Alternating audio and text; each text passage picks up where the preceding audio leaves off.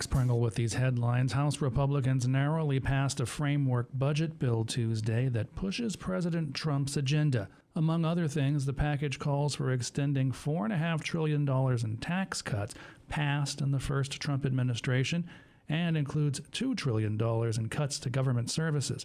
Christopher Martinez has more. Michigan Congressmember Lisa McClain is the House Republican Conference chair. She spoke at a news conference Tuesday morning.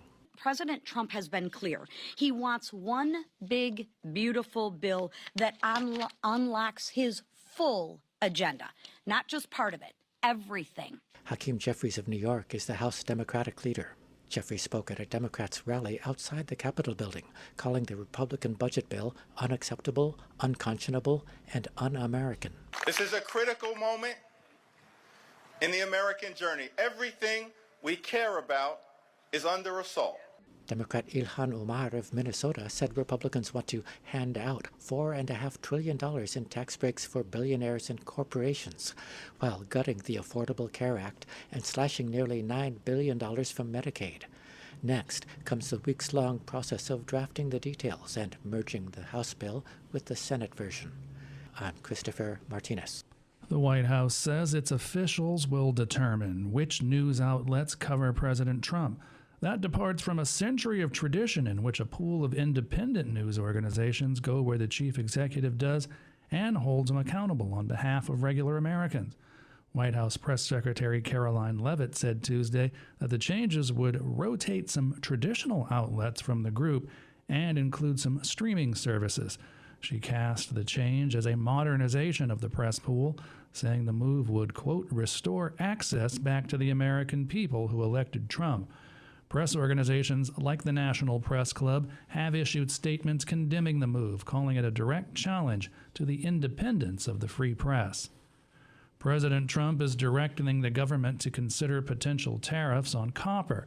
It's the latest move by the White House to tax a wide array of imports and reshape global trade. On a call with reporters previewing the action, White House trade advisor Peter Navarro portrayed the action as an effort to stop China's build-out of its copper sector and to address a broader national security vulnerability. He said there is also a desire to restore the domestic mining, smelting, and refining of copper, given potential military and technological needs. Ukrainian President Volodymyr Zelensky says a framework economic deal with the U.S. is ready. But Zelensky says that security guarantees that Kyiv views as vital will remain to be decided, and a full agreement could hinge on talks in Washington as early as Friday. Zelensky said during a news conference in Kyiv today that the framework deal is a first step toward a full agreement that will be subject to ratification by Ukraine's parliament. Zelensky said that Ukraine needs to know where the U.S. stands on its continued military support. He said he expects to have a wide-ranging, substantive conversation with President Trump during a visit to Washington. 8 men remain trapped in a collapsed tunnel in India as rescue crews work around the clock to reach them. Ishan Garg has more.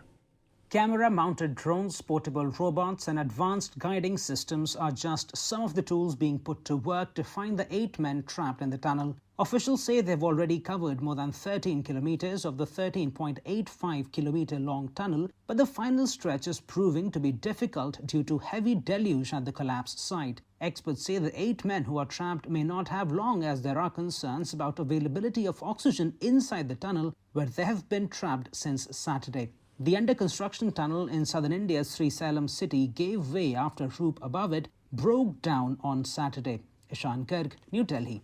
A report by the UN nuclear watchdog says Iran has accelerated its production of near-weapons-grade uranium as tensions between Tehran and Washington rise following the election of President Trump. The Associated Press has seen the report by the Vienna-based International Atomic Energy Agency. The report says that as of February 8th, Iran has about 606 pounds of uranium enriched, up to 60%, up by more than 200 pounds since the IAEA's last report in November. That material is a short technical step away from weapons-grade levels of 90%. The IAEA says it is a significant increase and of serious concern. Those are the new headlines. I'm Max Pringle.